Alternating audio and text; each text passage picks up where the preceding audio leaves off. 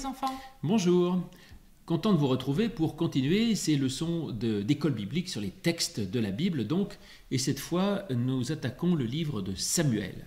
Le livre de Samuel raconte au début l'histoire donc de Samuel, ce qui n'est pas une grande surprise, mais Samuel est un personnage des plus attachants de toute l'histoire de l'Ancien Testament, nous allons le voir. Et en particulier sa naissance déjà, comme ça arrive parfois dans la Bible, est particulièrement intéressante. Et nous allons donc lire le début du livre de Samuel, donc premier livre de Samuel au chapitre 1, à partir du premier verset. Alors, naissance de Samuel. Il y avait un homme de Ramathaïm Tsophim, de la montagne d'Éphraïm, nommé Elkana, fils de Jéroham, fils d'Élihu, fils de Tohu, fils de Tsouf, Éphratien. Bon, déjà pas facile à lire tout ça, hein. C'est comme ça en tout cas.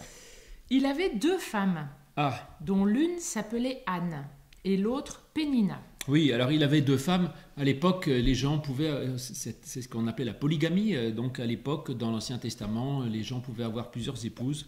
Aujourd'hui, évidemment, on considère que c'est pas une bonne idée, mais autrefois ça se faisait. Donc il avait deux femmes, une qui s'appelait Anne et l'autre Pénina. Pénina avait des enfants, mais Anne n'en avait point. Chaque année, cet homme montait de sa ville à Silo pour adorer l'Éternel des armées et pour lui offrir des sacrifices.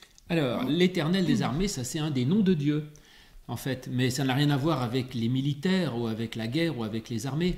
En fait, c'est une expression de l'Ancien Testament qui désigne l'Éternel des armées célestes. Alors, l'Éternel, c'est Dieu, et les armées, c'est pas les armées avec des fusils, c'est les armées célestes, parce que c'est comme ça qu'on désignait les étoiles. On disait que Dieu était dans le ciel et qu'il était entouré des étoiles, qui étaient comme toute son armée autour de lui.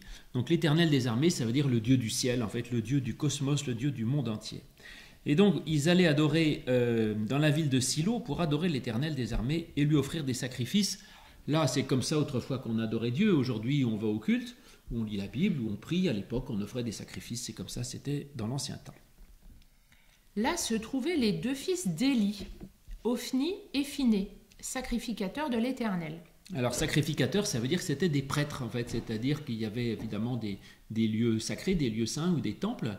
Et donc, leur principale fonction à l'époque, c'était de faire des sacrifices, puisque leur culte, c'était beaucoup de sacrifices. Donc, sacrificateurs, ça veut dire qu'ils étaient prêtres de Dieu. Le jour où Elkana offrait son sacrifice, il donnait des portions à Pénina, sa femme, et à tous les fils, et à toutes les filles qu'il avait d'elle. Mais il donnait à Anne une portion double, car il aimait Anne, que l'Éternel avait rendue stérile. Ah oui, alors stérile, ça veut dire qu'elle ne pouvait pas avoir d'enfant. Et on pensait que c'était à cause de Dieu. C'est Dieu. Mais, oui, c'est ça, à l'époque, on disait l'Éternel l'a rendue stérile, donc on pensait que c'est Dieu qui l'avait rendue stérile. Bon, alors, là encore, je crois que c'est de la vieille théologie. L'Ancien Testament, c'était avant Jésus, donc c'est des croyances qu'on n'a pas toujours. À l'époque, on croyait que Dieu faisait tout ce qui se passe dans le monde. Donc, il faisait qu'il y ait un enfant ou qu'il n'y ait pas d'enfant, qu'on soit malade ou qu'on guérisse. On attribuait tout à Dieu. Aujourd'hui, on pense qu'il y a plein de choses qui ne dépendent pas de Dieu et qu'en particulier, le fait qu'on ait des enfants ou qu'on n'en ait pas, ça ne dépend pas de Dieu, ça dépend de choses extérieures. Il y a des gens qui ont beaucoup d'enfants, des gens qui n'en ont pas, c'est comme ça. Mais en tout cas, à l'époque, on attribuait tout à Dieu et donc voilà, c'était comme ça. Aujourd'hui, on ne pense pas que ça se passe de cette façon-là. Sa rivale lui prodiguait des mortifications pour la porter à s'irriter de ce que l'Éternel l'avait rendu stérile. Alors, je ne sais pas très bien ce que ça veut dire, mais ça veut dire que sa rivale, donc Elle Pénina... l'a provoqué, je pense. Oui, c'est ça, elle essayait de faire en sorte qu'elle en veuille à Dieu. À Dieu, exactement. Et ça nous arrive parfois. Quand il y a des gens, quand ils ont des malheurs, tout à coup, ils sont fâchés contre Dieu en disant « Pourquoi il m'arrive tel souci, c'est à cause de Dieu, etc. » Et ça, c'est pas une bonne idée. Quand vous avez des problèmes, ne dites jamais que c'est de la faute de Dieu. Voilà, ça c'est vraiment la règle la plus essentielle. Dieu peut vous aider à vous sortir des problèmes, mais c'est pas lui qui les envoie. Non, il les souhaite pas. Ben non. Et toutes les années, il en était ainsi. Chaque fois qu'Anne montait à la maison de l'Éternel, Pénina la mortifiait de la même manière. Alors elle pleurait et ne mangeait point. Elkana, son mari, lui disait « Anne, pourquoi pleures-tu et ne manges-tu pas? Pourquoi ton cœur est-il attristé? Est-ce que je ne vaux pas pour toi mieux que 10 fils ?» Il est bien gentil, Elkana, son mari, mais ça la console pas entièrement. Anne se leva après que l'on eut mangé et bu à Silo. Le sacrificateur, Élie, était assis sur un siège près de l'un des poteaux du temple de l'Éternel. Et l'amertume dans l'âme, elle pria l'Éternel et versa des pleurs.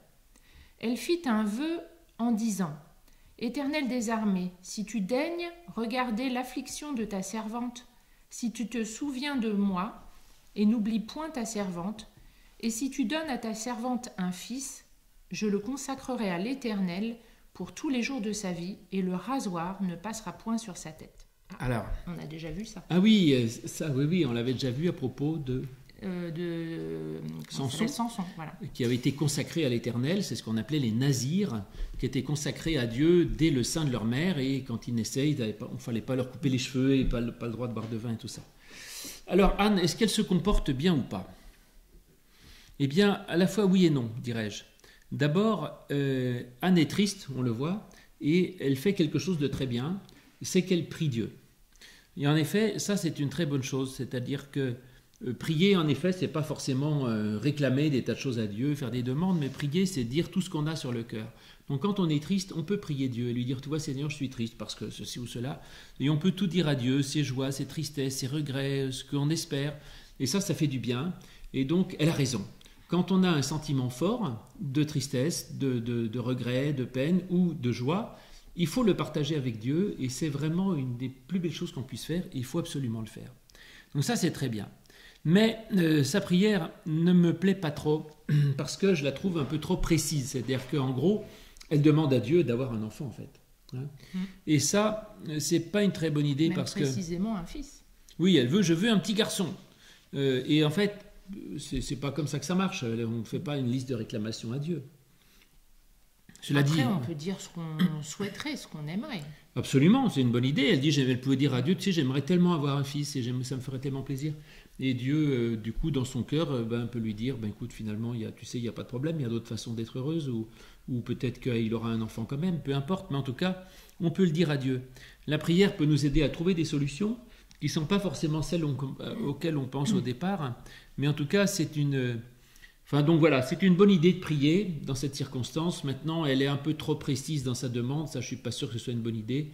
Et puis faire cette espèce de marchandage avec Dieu en disant, si j'obtiens ça, alors je te le consacrerai. Je ne crois pas que Dieu fasse des marchandages. Oui, Dieu, il n'est pas sensible à ce genre de choses. Non, je ne pense pas. En tout cas, elle fait un vœu très bien. Et puis, par conséquent, en tout cas, elle prie, ce qui est très bien. Elle fait comme elle peut. Tu sais, notre prière, elle n'est pas toujours bien comme il faut, mais l'important, c'est de prier. Alors, on continue. Donc, elle fait ce vœu, et au verset 12... Comme elle restait longtemps en prière devant l'Éternel, Élie observa sa bouche. Anne parlait dans son cœur et ne faisait que remuer les lèvres, mais on n'entendait point sa voix. Élie pensait qu'elle était ivre, et il lui dit, « Jusqu'à quand seras-tu dans l'ivresse? Fais passer ton vin. » Anne répondit, « Non, mon Seigneur, je suis une femme qui souffre en son cœur, et je n'ai bu ni vin ni boisson enivrante. Mais je répandais mon âme devant l'Éternel. Ne prends pas ta servante pour une femme pervertie, car c'est l'excès de ma douleur et de mon chagrin qui m'a fait parler jusqu'à présent. » Oui, ça c'est une belle histoire. Alors Élie, c'était le prêtre du temple où était Anne. En fait, c'est comme le pasteur de l'époque.